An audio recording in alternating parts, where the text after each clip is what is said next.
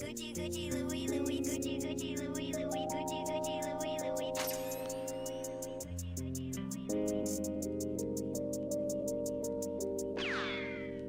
Gucci, Gucci, Louis, Louis, Gucci, Gucci, Louis, Louis, Gucci, Gucci, Louis, Louis. Fendi, Fendi, Prada, Fendi, Fendi, Prada, Fendi, Fendi, Prada, Fendi, Fendi. Gucci, Gucci, Louis, Louis, Gucci, Gucci, Louis, Louis, Gucci, Gucci, Louis, Louis. Fendi, Fendi, Prada, Fendi, Fendi, Prada, Fendi, Fendi, Prada, Gucci, Gucci, Louis, Louis, Fendi, Fendi, Prada. Them basic bitches wear that shit, so I don't even bother. Gucci, Gucci, Louis, Louis, Fendi, Fendi, Prada. Them basic bitches wear that shit, so I don't even bother. I put that on my partner, I put that on my family. Oakland City represent, address me as your majesty. Yeah, you can kiss the ring, but you can never touch the crown. I smoke a million Swisher blunts and I ain't never coming down. Bitch, you ain't no Barbie, I see you work at Arby's. Never too super silent, hurry up, I'm starving. Gnarly, radical, on the block I'm magical. See me at your college campus, baggy full of Adderalls. Call me if you need a fix, call me if you need a boost. See them other chicken heads, they don't ever leave the coop. I'm in the coop cruising, I got the stolen plates, serving all the fiends over there by the Golden Gate. Gucci, Gucci, Louis, Louis, Gucci, Gucci, Louis, Louis, Gucci, Gucci, Louis, Louis. Fendi, Fendi, Prada, Fendi, Fendi, Prada, Fendi, Fendi, Prada, Gucci, Gucci, Louis, Louis, Gucci, Gucci, Louis, Louis, Gucci, Gucci, Louis, Louis. Fendi, Fendi, Prada, Fendi, Fendi, Prada, Fendi, Fendi, Prada. Gucci, Gucci, Louis, Louis, Fendi, Fendi, Prada. Them basic bitches wear that shit, so I don't even bother. Gucci, Gucci, Louis, Louis, Fendi, Fendi, Prada. Them basic bitches wear that shit, so I don't even bother. I put that on my partner, I put that on my family. Oakland City represent, address me as your majesty. Yeah, you can kiss the ring, but you can never touch the crown. I smoke a million Swisher blunts and I ain't never coming down.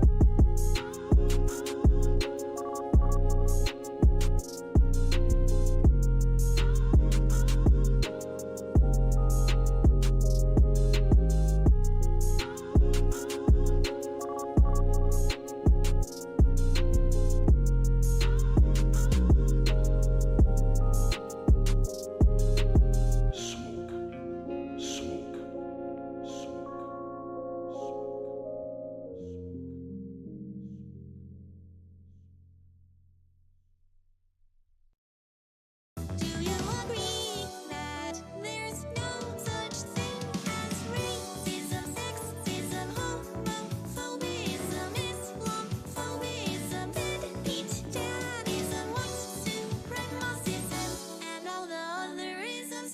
Destiny, that's a woman's name. You were raised by your daddy and mama. That makes you half man and half woman. You are a beta. You're not a real man, beta. I just have one question for ya, beta. There's just one thing I want to know. Destiny, do you love all people? Do you really love the blacks? Destiny, do you love black people? Why can't you just answer the question? Destiny, do you love all people?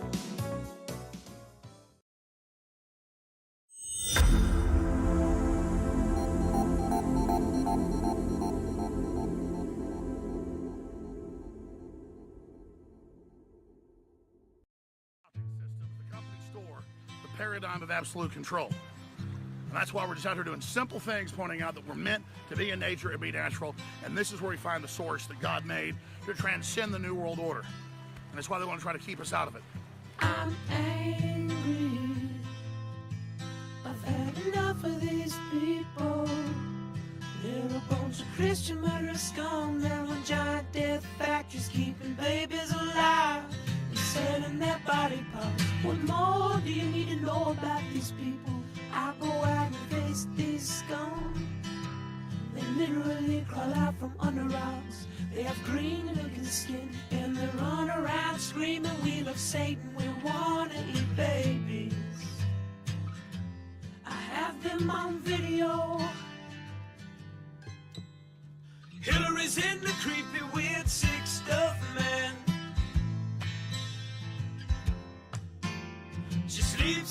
same room with that creepy weirdo woman whose mother wears a hood over her head. What the hell? That woman number one is ugly. Imagine how bad she smells, man. I'm told her and Obama just stink. Obama and Hillary both smell like sulfur.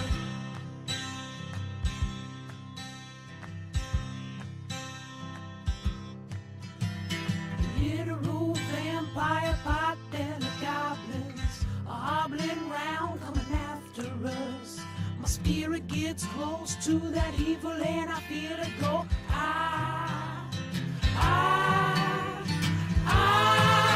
We're such self-centered crap. We don't even notice hell itself rising up against us. Millions of pointed people of the very worst type, and I'm so pissed.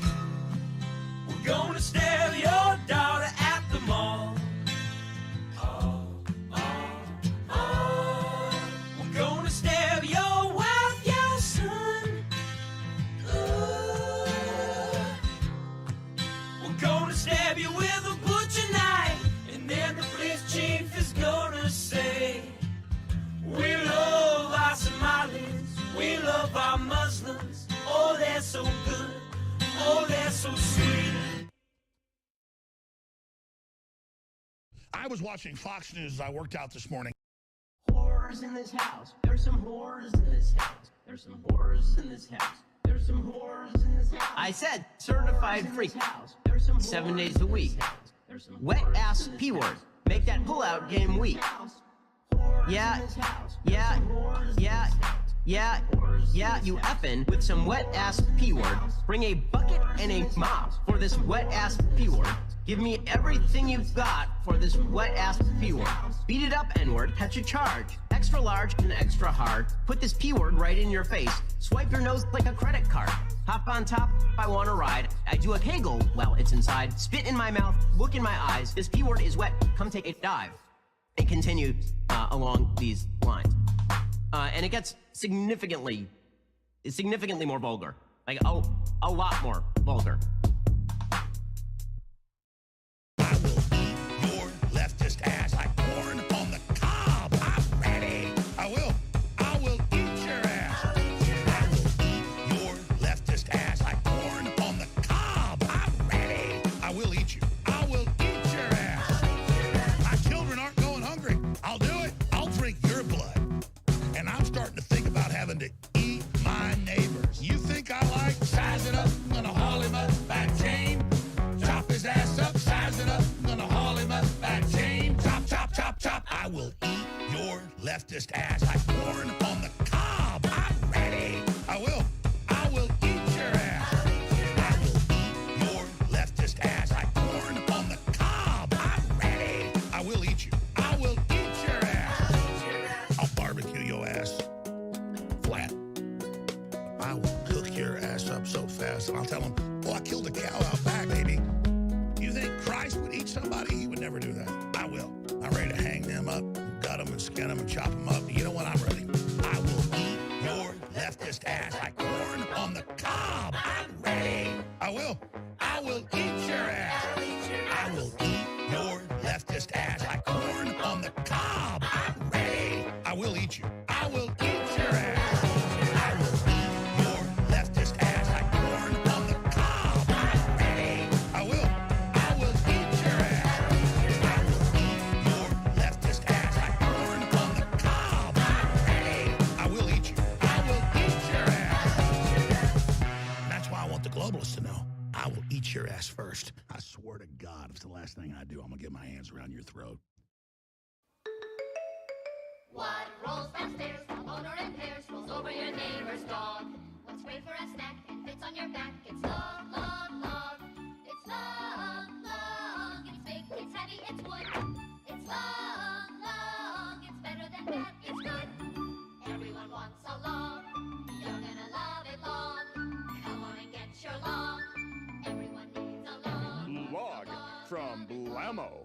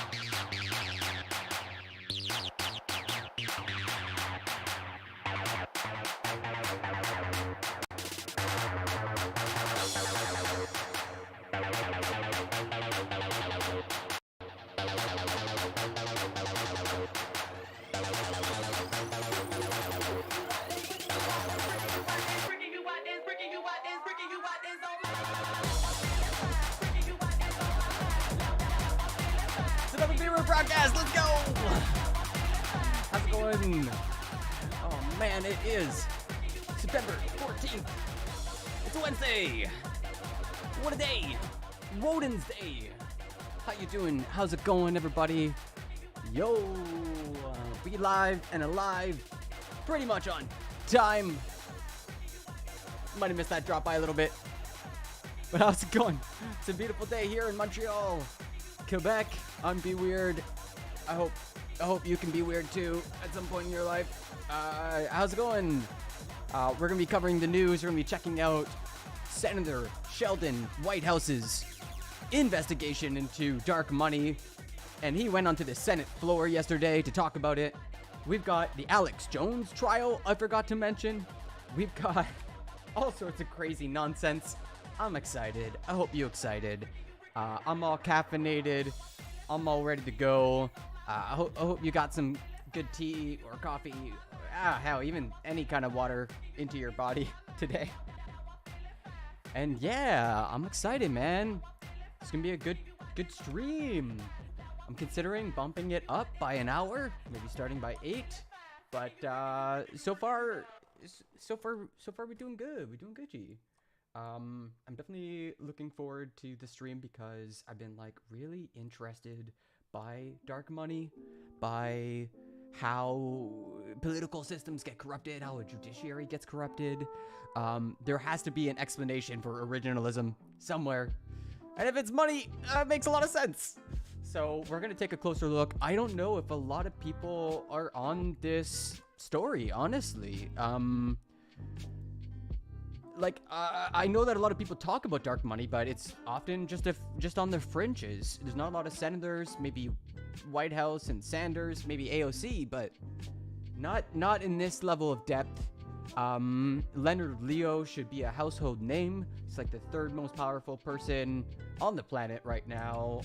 Has been for many years, but do you know who he is? I just learned about this guy a little while ago. I'm like, oh shit, what's he doing? He's taking all over. So we're gonna take a closer look at him. I'm interested in making a video about Leonard Leo to sort of explain who he is, why we should care, and he honestly helps to explain a lot of it, what's been going on. But hey, we blasting off. We live. If you hanging out in the stream, retweet, like, support, all that stuff, get a friend, all that jazz. So we're probably gonna jump right into it. I don't got much for news. I'm gonna pick up my new computer today. That's pretty big news, I guess.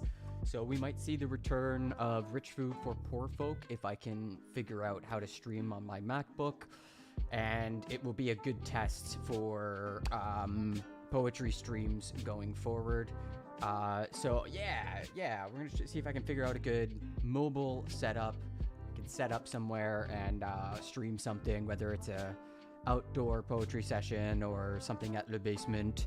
Yeah, I think it'll be good shit. I think it'll be good times. Yeah, and I'm working again on Tear Down the Statues. I got some really cool album art from yesterday's stream, and I'm gonna be trying to get it mastered, get the song actually mastered, so that, you know, I can share it with the world. You know, it's nothing worse than giving someone a half-baked pie. So yeah, that's what's on the docket. I still haven't figured out how to produce music on stream that isn't just straight live, you know, that's being routed through Ableton. So yeah, hopefully I can figure that out pretty soon. I'm a bit swamped with school and everything. So yeah, let's get into it. Let's check out what's going on. We're leading with our main story for today, just how dark money is funding HOCUS SCOTUS, which I guess that's my term now. I don't know if it's gonna catch on. I'm not too sure it's gonna catch on. We'll see. We're gonna start off with some lib shit.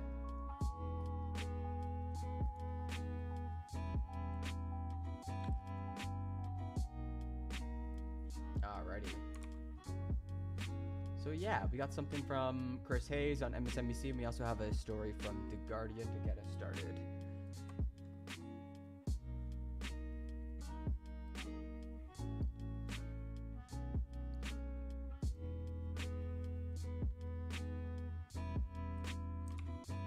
Okay, I'm gonna bring down the music.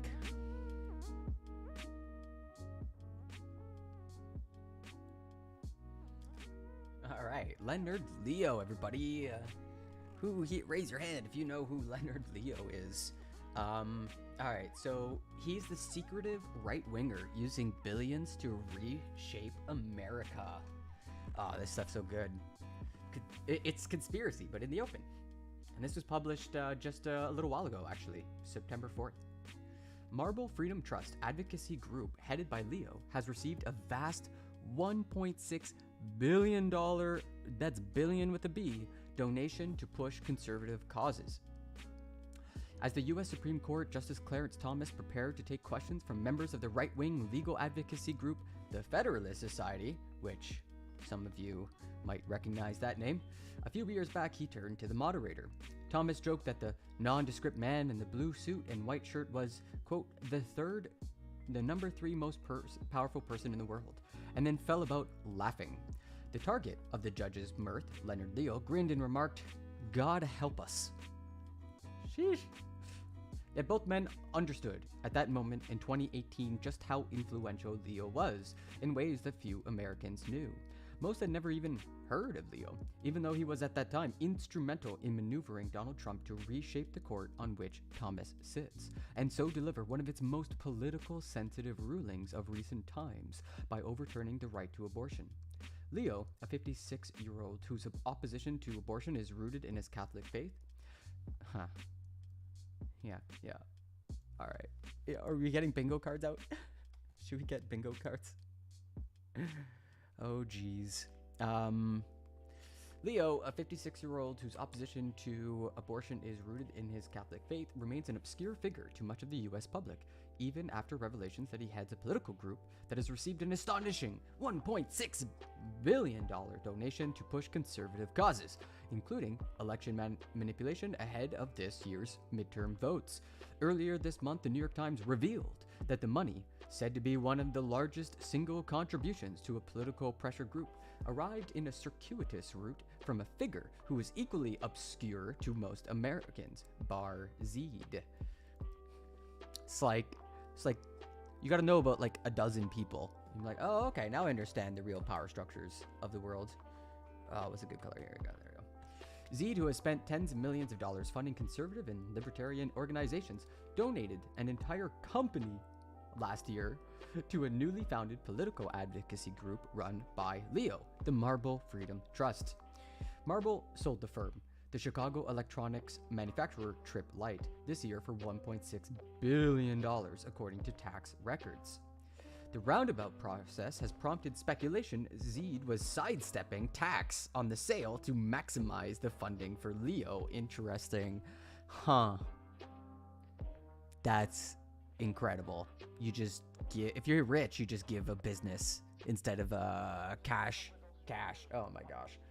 The Marble Freedom Trust has already distributed nearly $250 million, including $153 million to the Rule of Law Trust to push the appointment of conservative judges.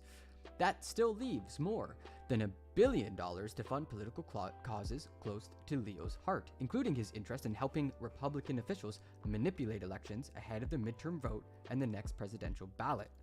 Leo defended the injection of a huge amount of dark money into the political process by claiming it merely levels the playing field against Democrats funded by liberal billionaires. See, it's okay that we do it because they do it too, everybody. Quote, it's high time for the conservative movement to be among the ranks of George Soros, Hans-Jörg Wyss, Arabella advisors, and other left-wing philanthropists going toe-to-toe in the fight to defend our Constitution and its ideals, he said in the statement. I think it's bad on the left and the right when you have billionaires as your champions in ideological battles. I think that's c'est pas bon là. C'est pas bon. C'est du dommage. Leo's close relationship with Thomas goes back to 1991, when he worked to gather evidence to support the judge during his confirmation hearing for the Supreme Court. Leo went on to work for the Federalist Society, founded in 1982 to counter what conservatives claimed was liberal dominance of U.S. courts and law schools. True. He rose to become the Society's co-chair and oversaw the rise in its influence at the expense of the more liberal American Bar Association, in part through the effectiveness of his fundraising to back conservative judicial nominees. As the conservative lawyer Ed Whelan wrote 6 years ago in the National Review, quote, no one has been more dedicated to the enterprise of building a Supreme Court that will overturn Roe v. Wade than the Federalist Society's Leonard Leo. In 2005, George W. Bush nominated Harriet Miers, his deputy chief of staff, for a vacant seat on the Supreme Court. She was widely regarded as a weak candidate in any case, but when conservatives turned on her and Miers withdrew, Leo saw to it that she was replaced by a figure far more acceptable to the right and opponents of abortion, Samuel Alito. Senator Sheldon Whitehouse, one of the most outspoken critics of dark money's influence on politics, told The Guardian earlier this year that was a turning point. Quote, it was at that point that the grip of this little donor elite and Leo, its Federalist Society operative, really took hold. Justice Samuel Alito was the product of that, and he has proven himself on the court as being a faithful workhorse for that dark money corporate right-wing crew. Man, he pulls no punches. Love Senator Whitehouse, he's awesome. New opportunities presented themselves with Trump's election in 2016. Leo drew up a list of 11 potential Supreme Court nominees to help Trump. A man who had previously claimed to be pro-choice wooed conservative and evangelical voters by committing to nominate justices who were hostile to abortion rights. After Trump's victory, Leo took time away from the Federalist Society to work as an advisor to the president. All three of those eventually seated on the U.S.'s highest court during Trump's tenure and who voted to overturn Roe v. Wade, Neil Gorsuch, Brett Kavanaugh, and Amy Coney Barrett, were named on the list Leo drew up during the campaign. Leonard Leo literally handpicked three of the 9 Supreme Court justices, a third of the court, handpicked by one man. Wow. You put it that way. That's actually pretty incredible. A third of the Supreme Court.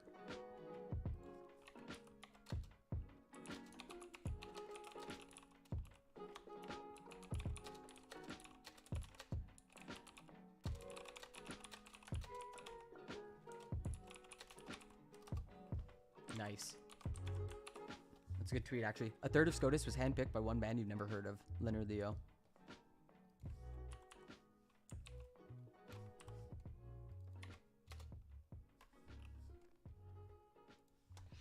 Now Leo has turned his attention to pushing conservatives pushing conservative moves to manipulate elections in favor of Republicans through the Honest Elections Project. Oh my gosh, of course it's called the Honest Elections Project. A recent addition to a web of interlinked groups funded with dark money, including from the libertarian Koch brothers. Koch brother. Nah, editors, there's only one Koch brother.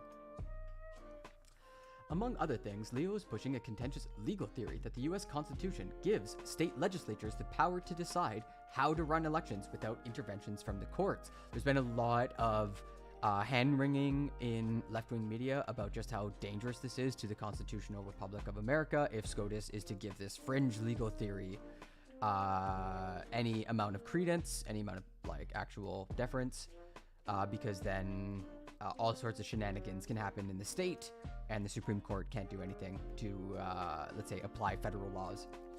The Honest Elections Project has made multiple legal submissions on the issue with the aim of removing the power of state courts to block gerrymandering and voter suppression measures to manipulate elections. Earlier this year, Leo told the Washington Post that in using dark money for political ends, he's not doing anything that has not been done before. See, they've done it, so I can do it too, even if I'm doing it more and harder. Quote, let's remember that in this country, the abolitionist movement, the women's suffrage movement, the American Revolution, the early labor movement, the civil rights movement of the 1950s and 60s were all very much fueled by very wealthy people, and oftentimes wealthy people who chose to be anonymous. I think that's not a bad thing. I think that's a good thing. Wow. That's incredible. Has nothing to do with the moral arguments going on there. He just sees rich people being able to move the pawns on the chessboard. Nice, awesome, very cool. Okay, so there's a really good introduction, good write-up by Chris McGreal, working at the New York branch of The Guardian. So hopefully that gets us all loosely educated. Now for the lib version of it. Let's see how Chris Hayes condenses and summarizes. Leonard Leo. He's possibly the most powerful person in America who almost no one knows about. If I were to draw a Venn diagram of who's the most powerful person with the least name recognition, the person in the middle of those circles is Leonard Leo. Now, maybe you've heard of him. He is the longtime vice president of the conservative legal organization, the Federalist Society, whose mission he once described as creating a kind of conservative pipeline to take over the courts. Leo has referred to himself as a, quote, leader of the conservative legal movement, and he is not wrong. He's played a key role in putting all 6 of the current conservative justices on the Supreme Court. Clarence. Wow, all 6? I thought it was just 3. It's Thomas, John Roberts, Samuel Alito, Neil Gorsuch, Brett Kavanaugh, and Amy Coney Barrett. Has he been at the Federalist Society long enough to influence all those choices? Wow. In 1990, Leo began his career as a clerk for a judge on the U.S. Court of Appeals in Washington, D.C., where he met and became close friends with then appellate judge Clarence Thomas. The following year, Leo was hired as one of the first paid employees of the Federalist Society, although he delayed his start there to help Thomas through his Supreme Court confirmation. As the Washington Post puts it in a 2019 investigative piece, quote, at the Federalist Society, Leo took a leading role in the conservative legal movement, part of a burgeoning effort to counter the influence of the 1960s and liberals on education, law, and politics. That effort ramped up when George W. Bush was elected. Leo became an outside advisor to the Bush White House on judicial nominations.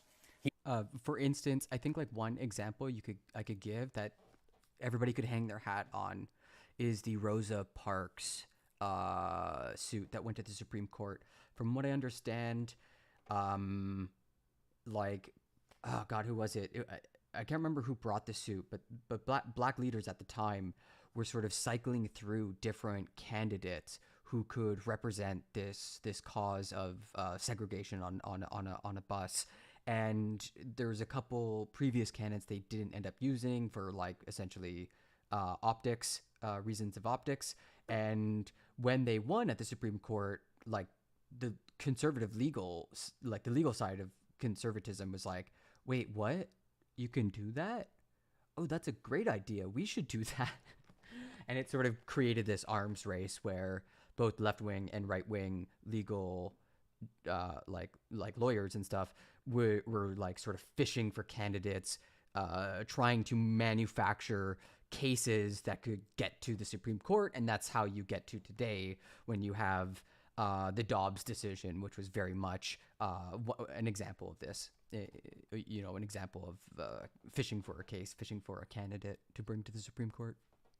He organized the campaigns around John Roberts and Samuel Alito's nominations to the court, both of which, of course, were successful. They landed up on the court.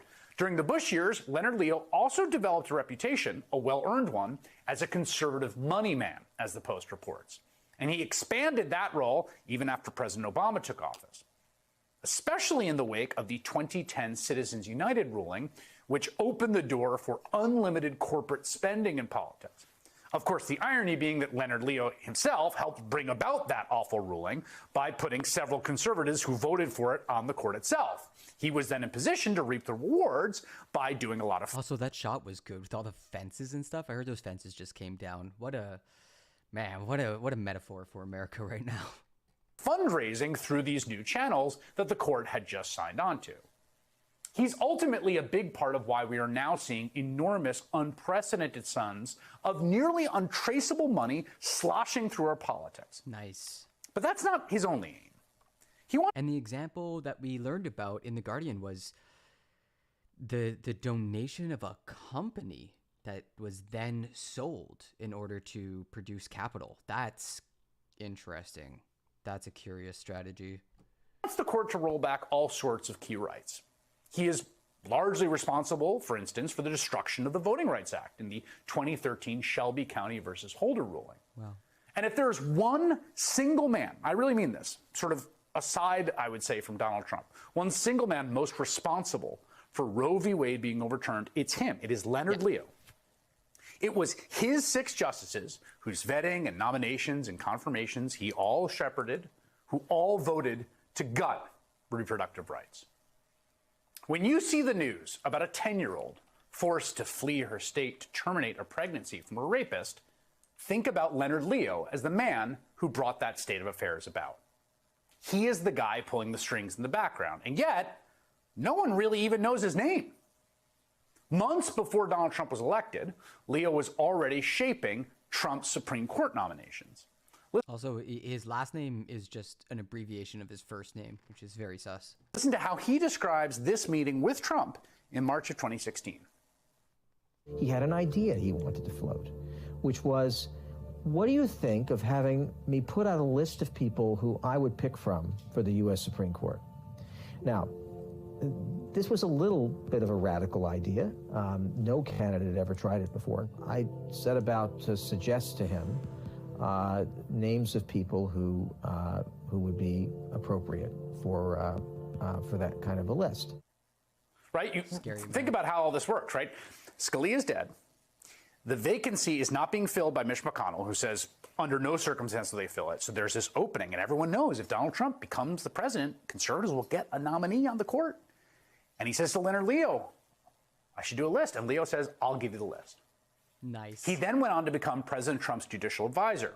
He got lifetime Supreme Court nominations for 3 people on his list: Neil Gorsuch, Brett Kavanaugh, and Amy Coney Barrett. Okay, that's what I thought. Yeah, like a third of them were like specifically handpicked by him. They have already eliminated the constitutional right to an abortion. They have tried to kneecap the EPA's climate regulation, radically expanded gun access, and on and on. We can only imagine what may do in the years to come. This last term was the most consequential right-wing term, many say, in 70 or 80 years, perhaps ever. Again, I know it sounds a little weird to ascribe this one basically anonymous dude all this power, but it really is true. And don't take it from me. 2 of Leonard Leo's longtime close friends, Justice Clarence Thomas and his wife Ginny Thomas, have spoken publicly about his vast influence. Nice. Leonard Leo Probably bragging. has single-handedly changed the face of the judiciary under the auspices of Ed Meese and many of the people who started the Federalist Society. He has many hats. That isn't even all he does. He doesn't really tell all that he does, but I know enough to know the man is a force of nature. It's great to have you here today. Well, thank you. You know, Leonard, since you're the number 3 most powerful person in the world, we have to say. Yeah. Right. God help. That fucking laugh. us. God help us. Clarence Thomas having a laugh. Just laughing it up. Wow.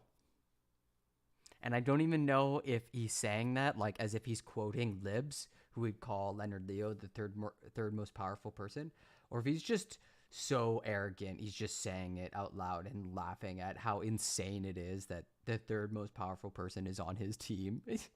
There's 2 people, Max. There's only 2 of them.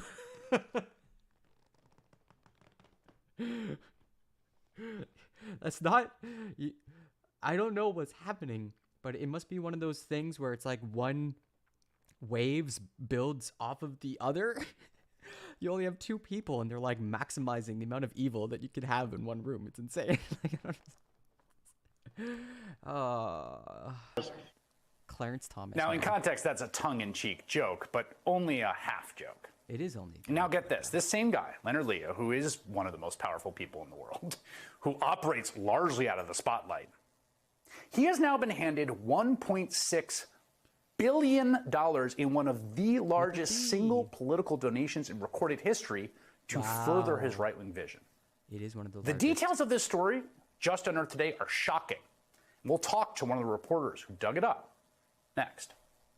Okay, I actually would like to see that. Are they smart enough on YouTube? I love seeing like the libs try to do YouTube, but like they can't even like. And now for our next video, and there's no like suggestion, it's buried in their thing. And then you go to their channel and it's like all very confusing because it's like a umbrella brand, and so you can't just, oh geez, I gotta look. It's not in the highlights, it's not in Morning Joe, you know.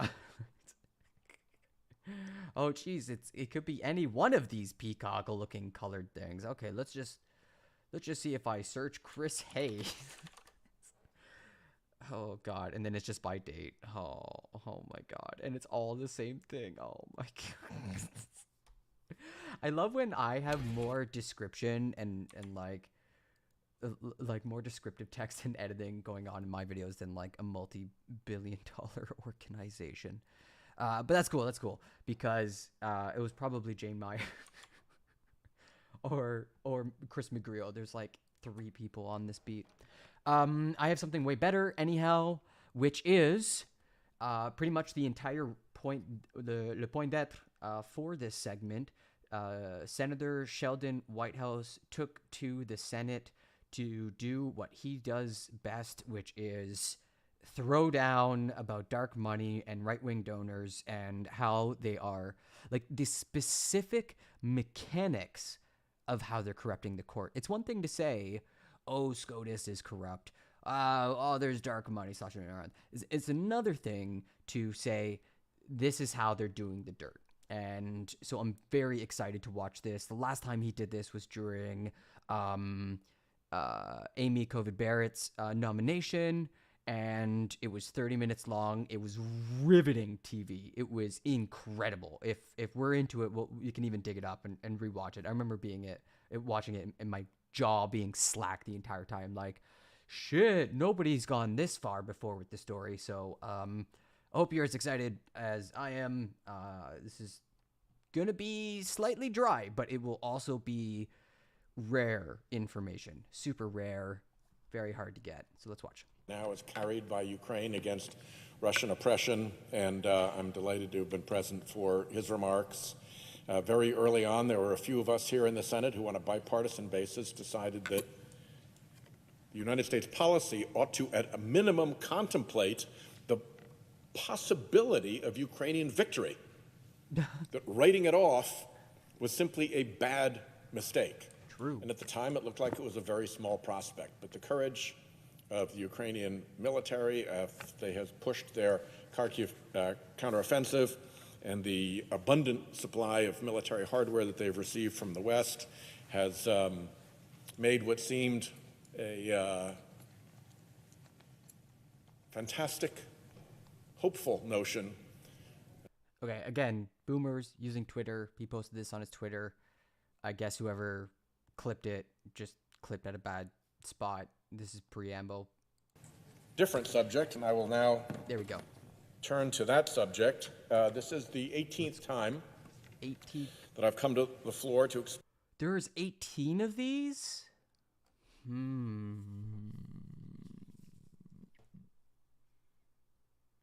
feel like you can make a lot of TikToks out of that.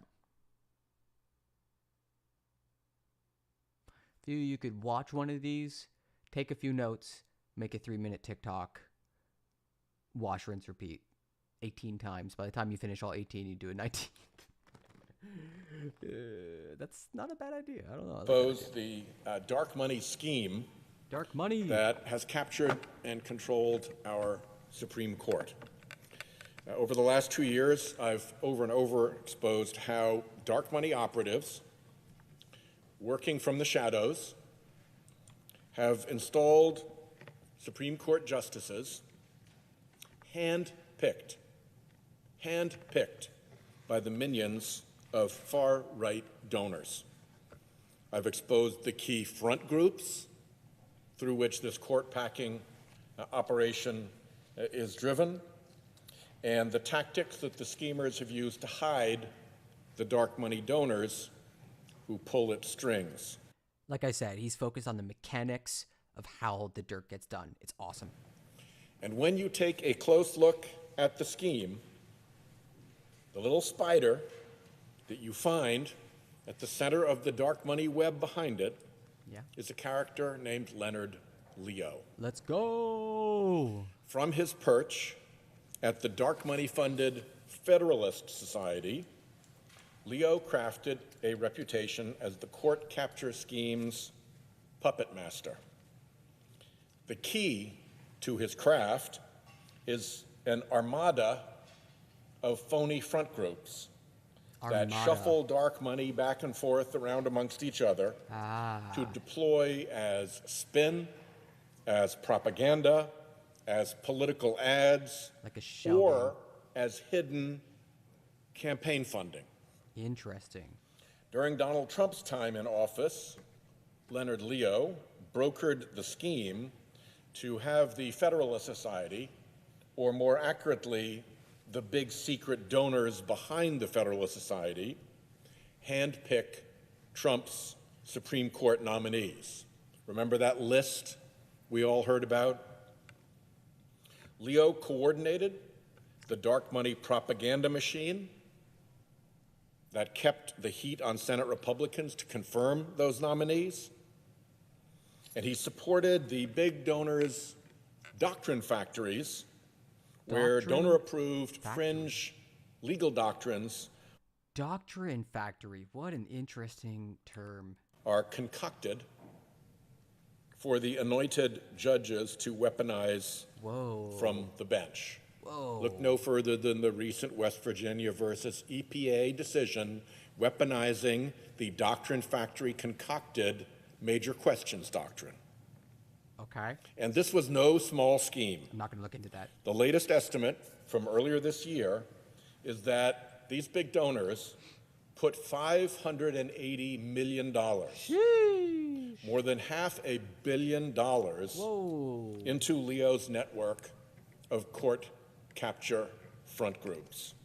We've heard of regulatory capture, so I guess it wasn't a big leap of logic to capture the courts through like lawyers who are increasingly pushing the spirit of the law or like trying to break the spirit of the law by pushing the letter of the law, let's say. Well, little did we know, that was just the beginning. Last month, ProPublica and the New York Times broke the news that a reclusive far-right billionaire supercharged Leo's dark money operation with a $1.6 billion donation to a Leo front group. You heard that right. $1.6 billion into this dark money operation. The man behind this new slush fund is a billionaire named Barry Side. And even the way the donation was made was creepy and clandestine. Side and Leo devised a plan to transfer all the shares in an electronics company to Leo's front group on the way to selling that company.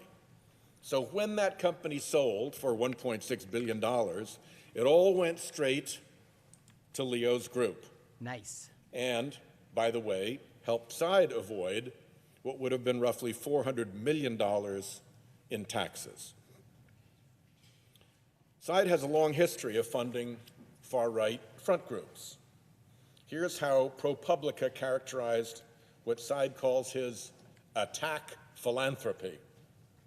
I quote them here. Side has funded climate denialism, as well as a national network of state-level think tanks that promote business deregulation and fight Medicare expansion, and he's also supported efforts to remake the higher education system in a conservative mold.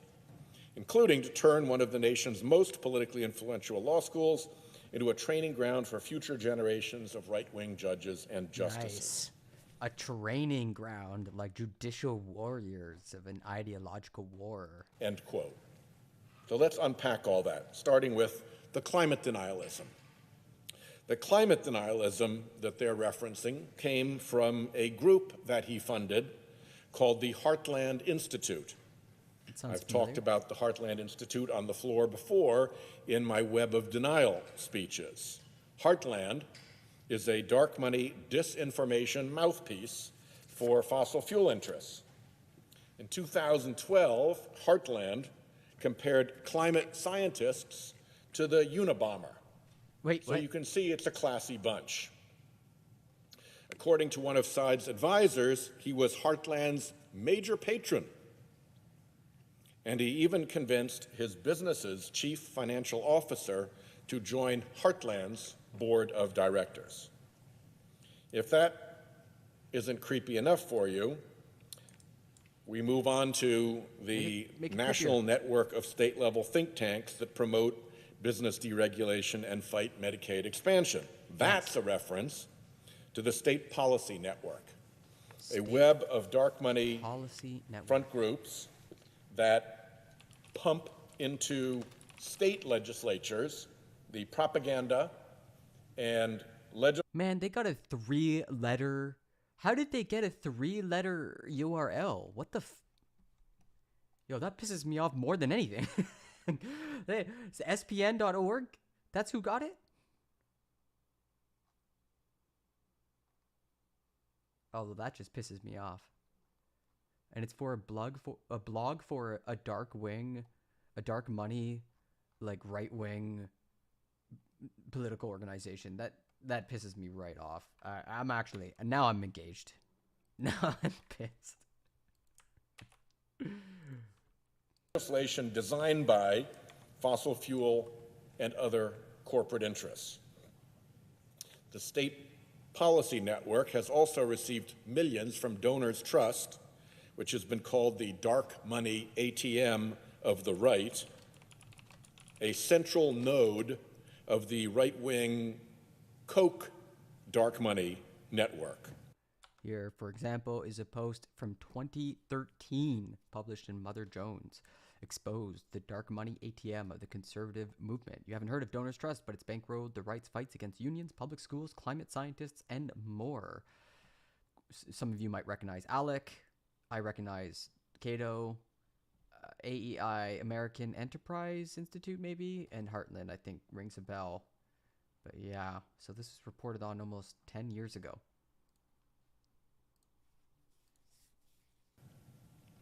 The service that Donors Trust provides is to scrub the identities of actual donors. Like money It laundering. creates dark money.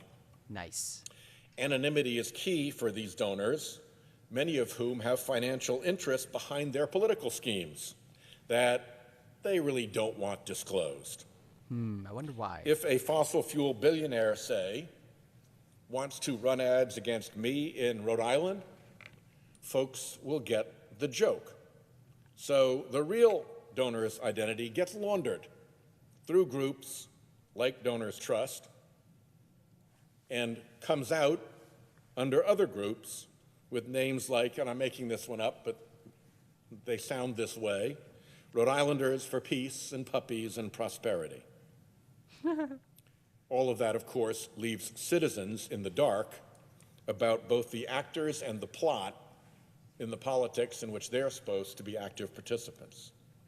Yeah, they're always called something ridiculous, like the opposite. The Patriot Act, the Freedom-Loving Act. God, Jesus. And that brings us to Side's project to, and I quote, turn one of the nation's most politically influential law schools into a training ground for future generations of right-wing judges and justices. That is a reference to Antonin Scalia Law School at George Mason University, a central cog in the right-wing doctrine factory. The cog was not always named Antonin Scalia Law School.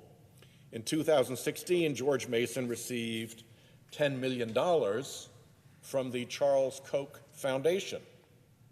plus another $20 million from an anonymous donor. Nice. Orchestrated by Good job, Anon. that same Leonard Leo. Oh, not again. And one of the strings attached was the George Mason rename its law school after Scalia. When folks at George Mason University, a public university, pushed for answers about all of this, the university, after a legal battle, had to disclose that renaming the law school wasn't the only string attached to that $20 million donation. Oh. Leo and his donor wanted input over faculty hiring. And that legal battle also unearthed the name of the anonymous donor, Barry Side. And all of that brings us back to Side's $1.6 billion to the Leonard Leo dark money apparatus. Remember that with $0.6 billion, Leo was able to orchestrate a dark money takeover of our Supreme Court. Dang. Stacking it with far-right justices who have already delivered massive victories for their donors. Not pulling any punches. Overturning Roe v. Wade, undermining the government's power to combat climate change, throwing out century-old common sense gun regulations. If he can do that with $0.6 billion, imagine what kind of damage he'll be able to do with $1.6 billion to squirt out as dark money through his armada of phony front groups. Leo's already dispensed $153 million to Rule of Law Trust, which appears to exist solely to funnel money to other dark money groups, and another $16.5 million to his own Concord Fund.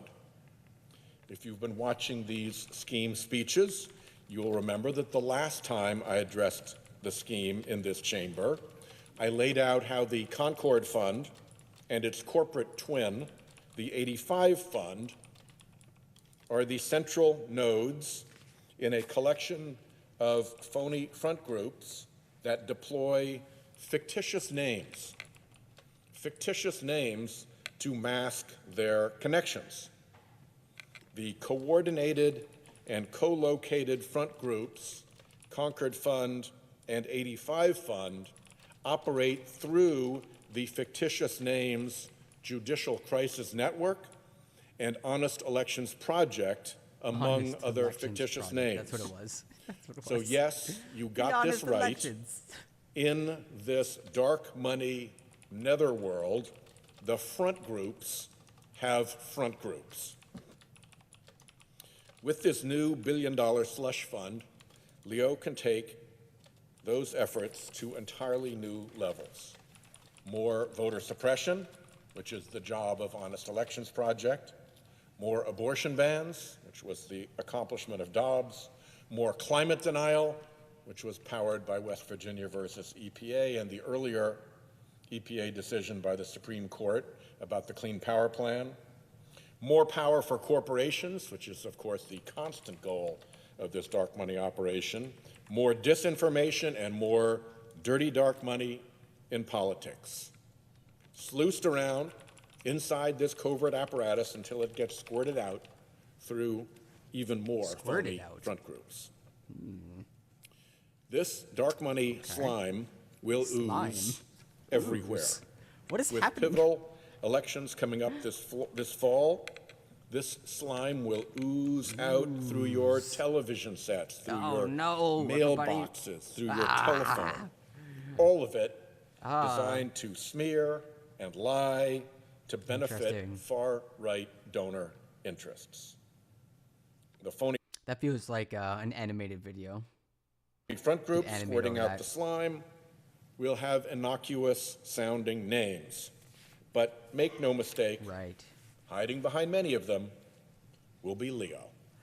If in a democracy all the power is in the hands of the people to vote, then the quickest way to usurp that power is to determine what information they digest. Because information takes the least amount of cost and spreads the furthest. So the key to political power in a democracy, if I'm thinking this through straight, is being able to get people addicted to your brand of the truth, to warp their point of view so that they can't even think outside of your paradigm. And his secretive billionaire backers. While this tactic isn't new, it has been perfected by the right wing. It began with the Koch brothers, who spent the last decade pumping dark money into our politics, producing a decade of successful climate obstruction until finally we got the Inflation Reduction Act passed with the first real climate measures Congress has ever passed. But because of Koch brothers' pressure, we had to rely entirely on Democrats to get that bill passed. We didn't get one Republican vote in the Senate. We did not get one Republican vote in the House. Constant assaults on workers' rights. Endless attacks on the Affordable Care Act. And of course, the right-wing billionaires' own big payoff, big tax cuts for billionaires. It's probable that for all of the money that got thrown into this dark money apparatus by right-wing billionaires, some of them probably made more money than that back from the tax cuts that were delivered for them under the Trump administration. This is a it pays to play dark money operation. Nice. And the result is that all this dark money has reduced the once grand old party to the political operation of a handful of extremist megadonors. Oligarchy. The dark money assault on our democracy is not over. Right now, Leonard Leo, his right-wing donors, and their dark money apparatus are devising the next phases of the scheme. They've already captured the highest court in the land. But they will not stop until they have enacted their entire radical agenda. They will turn their sights on state courts, on city councils, on local school boards, anywhere they can find a way to subvert democracy with dark money. So now is the time to fight back. And the first step is to pass the Disclose Act. The Disclose Act. It is way long past time that we shine a light on the dark money schemers. You may recall that in the Citizens United decision by a vote of 8-1, even that court said that dark money is corrupting. That is an established principle of the Citizens United decision. Interesting. Well, if it's corrupting, we ought to get rid of it. Yeah, probably. Because the American people deserve to know who captured their Supreme Court and who keeps flooding our politics with dark money. When you spend that kind of money, there's a motivation. And voters, citizens, deserve to know. To be continued, Mr. President. I yield the floor. So there you go. That is the 18th installment in Senator Whitehouse's investigation into dark money. What a crazy arc. I just got a couple news items, and then I'll probably end stream a bit early. Got a big day today. Not gonna lie, the first time I generated this data and chart, it was so jaw-dropping, I immediately checked to confirm it was right. Percentage of Congress over the age of 70. Less than 2.5% from 1800 for almost 100 years. But okay, all right. I guess yeah, okay. There's fewer older people at that time, but let's say this is like modern medicine or something. And then a massive crash. That's really interesting after the 50s. Dropped down from 10 to 5%, and now it's insane. Insane. 23%. Joe Biden, 79. Nancy Pelosi, 82. Maxine Waters, 83. Dianne Feinstein, 88. Chuck Grassley, 88. American median age, 38. Incredible. Wow. Yeah, that's pretty wild. So that was one piece. The Russian war is going so bad that there may be a complete Russian withdrawal. Putin is starting to lose his control on power, allegedly. But Scholz, who is the German chancellor, called Putin and urged him to come to a diplomatic solution as quickly as possible based on a ceasefire, complete withdrawal of Russian forces, and respect for the territorial integrity and sovereignty of Ukraine. Don't know why I said the Ukraine. That's wrong. The main story that I had is so popular, the site went down. Oh, it's up. Georgia proposes to hold a referendum and ask if Georgians want war with Russia. That's right, baby. Georgia may go to war with Russia. The leadership of Georgia can organize a nationwide referendum and ask the question, do the Georgians want a war with Russia? Georgi Kobakidze, I don't know how to pronounce that, chairman of the party, made such a statement at a briefing in the office of the ruling Georgian Dream Party. Quote, let the people say whether they want to open a second front in Georgia against Russia. Sheesh. And here the Duma may be dissolving. Russian council faces dissolution after calls for Putin's removal. Members of the Smolninskoye Municipality Council, Dmitry Balyuga, who was fined for public activity aimed at discrediting the Russian authorities amid Russia-Ukraine conflict, reacts inside a court building after a hearing in St. Petersburg. Basic summary is that local councilors demanded Putin be removed for treason. One member was fined $780 for discrediting authorities, and it was a rare act of public dissent by elected deputies. So, really does seem like things are starting to, yes, kind of starting to go off the rail. And I'm pretty sure this is going to be the main story Friday. Is today Thursday? Today's Wednesday. So yeah, this is probably going to be the main story this coming Friday, as businesses and the White House plan for a possible rail strike. This has been bubbling up, and I hear Warren Buffett has something to do with it, and I'll be digging into this a bit deeper. I'll get together, a bunch of content. Right now, all I know is that the workers are like 24/7 on call, like it's something crazy like that. So we'll take a closer look in that Friday and Thursday. I don't know what we're doing Thursday. We might be just playing some music, something chill tomorrow. Yeah. So I think that's going to be the end of the stream. It's looking pretty quiet today. So yeah, we'll make it a bit of a shorter one and try again tomorrow, maybe a bit earlier. I feel like I should probably be doing this earlier. I don't know, I can hack it at 8 in the morning, get all the Brits. I don't know, man. So y'all have a lovely day. I'll see you later. I'll see you tomorrow. I'm gonna have a new computer soon, and then maybe rich food for poor folk Saturday. That could be fun.